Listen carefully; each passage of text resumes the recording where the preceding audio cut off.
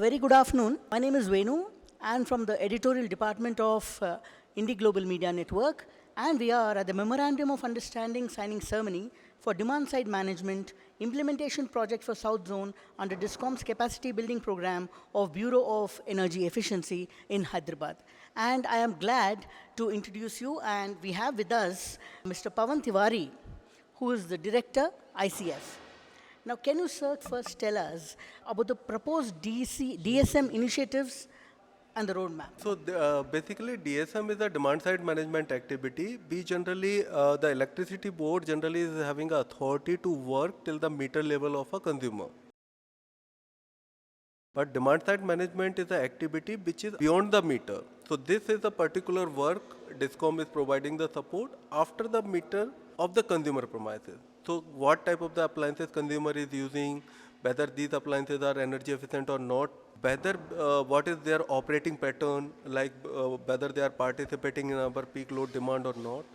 So such kind of the assessment basically DISCOM is doing, and based on this assessment, we are basically filtering out the inefficient appliances which is in consumer premises, like your conventional ceiling fan which consumes 75 watt, or your conventional light, you must remember that yellow bulb, CFL.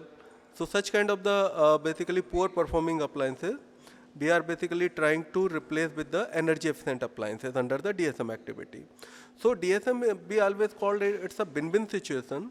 Like electricity department is getting benefit by reducing their peak power purchase cost, reducing their augmentation of generation capacity as well as the distribution capacity. Other hand, the consumer or the end user is getting a benefit, like they don't have to pay additional bill, like say the... It is a win-win for both. Win-win for both. So that is not only the benefit to the DISCOM and consumer. It is, if we are going at the national level, we are saving our resources like a coal and thermal power plant. While we are talking about the island, you must remember we have two island state here. So Lakshadweep and Andaman. So they are basically generating power through the diesel.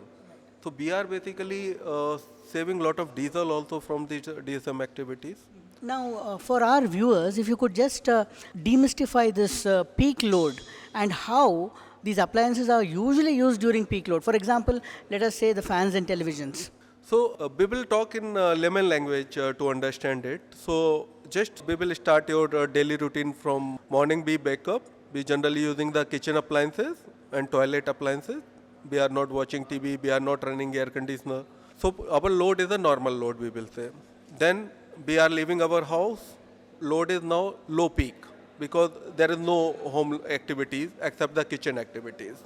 Now remember the evening, when we are coming back to home, our children is also coming back to home.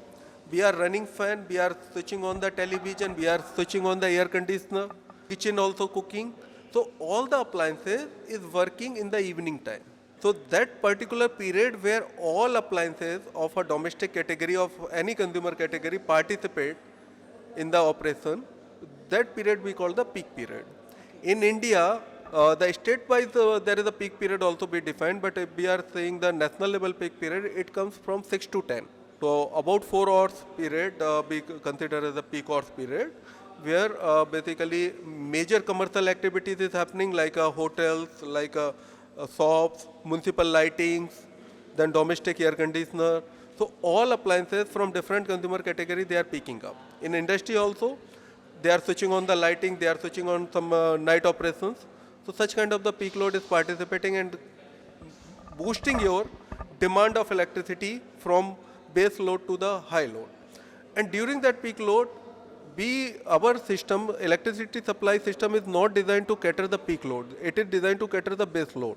So during the peak load, we have to buy the power from the short-term PPA or the quick power exchange. We have IX in India, from which we can buy the electricity. And that quick power purchase is too costly. Sometimes it's the 10 to 12 rupees also. So electricity board have to spend more money to buy electricity for you. So that's why DSM, particularly the demand response and energy efficient appliances, is very much required to reduce that peak load, statically as well as the shifting to other zone. Can you just define this demand response? So demand response is the activity. You must be remember your childhood days when we are having a blackout in the night. So what happens when electricity board is having a high peak power and they cannot basically supply the power, they switch off the power. So it's a blackout. So demand response is the activity by which basically we are catering the basic requirement of the consumer without blackout. So basically we are tying up with the high power consumers like industries and commercial building. We are requesting them that whenever we are facing the peak, you please switch off your non-essential equipment so your operation is not getting hamper, and we will basically add on this supply and we will provide to the some other consumer categories like a domestic consumer. So this is called the demand response. In demand response, generally we provide some incentive to the consumer who participating in it. So both are feeling like win-win situation here. Yeah, thank you so much for demystifying this particular concepts, because our viewers would definitely be, take great advantage in understanding them. Now, another issue, sir, now the BE has mandated all the discoms with they've given a lot of proposals. But the problem is definitely their implementation challenges on the ground level. Can you please tell us three most important challenges at the ground level? So like if I'm talking from, first I will talk from the consumer point of view. So there are two primarily challenge we face. One is the cost. So if I'm talking about the lighting program, it's a like Bell replicated program, Bell accepted program by the consumer. The first reason was the cost, because light is 100 rupees, 150 rupees appliance. So everybody can invest in it without even thinking. You can throw your burning lamp, your lamp is on, still you can throw and you can install the LED bulb, because only the cost is the matter. But when we are talking about the 5-star air conditioner or the BLDC fan which cost about 2000, 2500, here consumer is not willing to basically throw its running technology. He says, okay, my AC is working, my fan is working, why I should throw? So the basic problem is the awareness. We have to create lot of awareness. We have to explain them from the energy The service. ROI especially. The ROI can be had in a couple of months or in a couple of 1 or 2 years, right? Particularly, it varies from state to state. If we are talking about the southern part of the India, ROI is less than 2 years. But in northern part of the India, ROI is more because the summer days. Generally, we operating the fan in summer days. In here, we are operating fan for quite long period, 8 months, 9 months. Ireland, we are operating fan for 12 months. So ROI directly depend on the operation. But if we are creating a proper awareness, if we are teaching the consumer, educating the consumer that it's beneficial for you and it's beneficial for nation also, they will definitely come with it. Can you please tell us now, we are talking about the latest fans, which are, very energy efficient, BLDC fans. Can you please tell us what are their prices now? Sir, BLDC fan on practical note, if you are buying from the market, you will find from 1800 to 10,000 from manufacturer to manufacturer. Under one DSM schemes, BACS Rajdhani in Delhi, they supplied fan in 1450 rupees from one of the manufacturer. It was a very competitive manufacturer there. So BLDC is a new technology, no doubt, but large manufacturer is entering into the manufacturing of this BLDC fan like Usha, Bajaj, and all like a great manufacturer from our country. So now fan cost is reducing drastically, and under the DSM we are expecting a fan price somewhere around 1500 to 2000 rupees. Yeah, which I don't think should be a big problem to people to switch over to. And in island discoms, we are also proposing a part subsidy.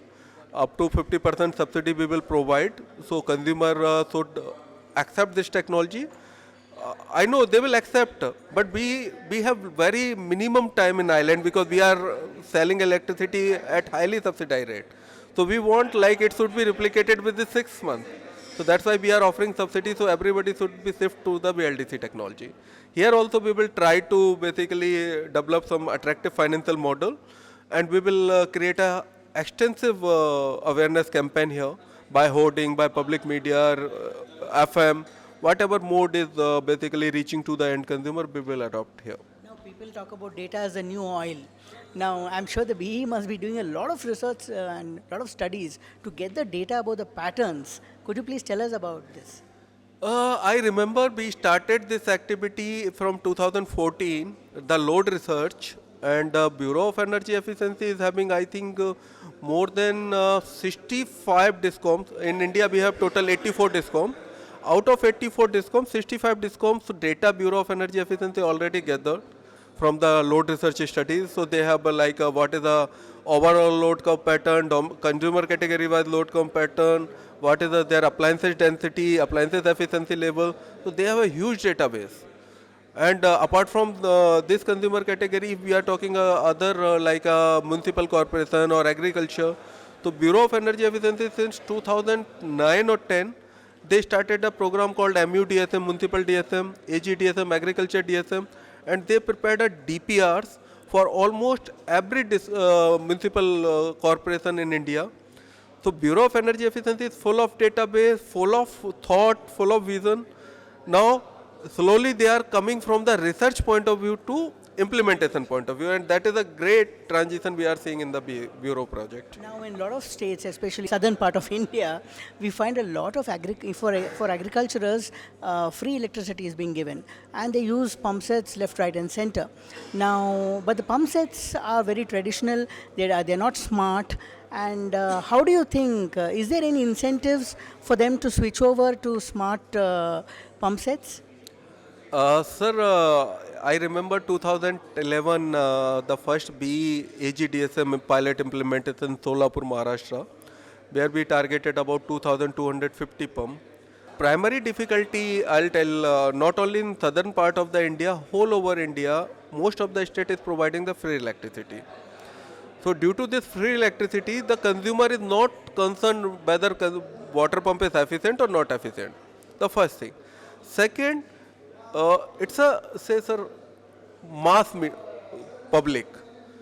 So awareness is very, very critical. One rumor can banish entire program. I remember people were spreading the rumors, okay, this is a government pump, they will take out whenever they want, and people told, no, we don't want pump. So we need a awareness.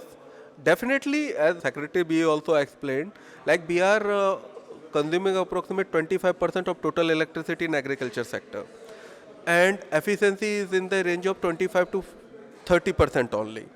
If we are improving the efficiency, in nowadays efficiency of the pump is 70, 75%, 80%.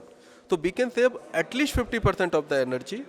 Finance is also not a problem because government already bearing the cost of this electricity. Only the issue is creating a good program which can reach to the end consumer. We have to renew some data. I feel that because the last project I think we completed in 2014. So AGDSM required some new study also in terms of the data mining efficiency level, and we need a proper financial model. ESCO model in Solapur was very successful. Such kind of the model we have to develop and we have to replicate. Now, coming to the other side, on the T&D losses, what are the initiatives being taken? Sir, DSM, T&D losses is not fall under the DSM. However, Bureau of Energy Efficiency initiated one of the project is a DT study. So they are basically assessing the distribution transformer efficiency level, and they are targeting to replace this transformer from the energy efficient 5-star transformer. So I think in distribution system, the primary loss is in conductor, secondary loss in the transformer. Transformer loss is recoverable, which Bureau is targeting immediately, and I think they are participating in more than 20 discom now. Right, we understand their pilot of 500 transformers, right? 500 transformer per discom. Per discom, right? Yeah, right. yeah. Okay. Wonderful, sir. Thank you for your thoughts, and we wish you all the best in taking this forward. Thank you.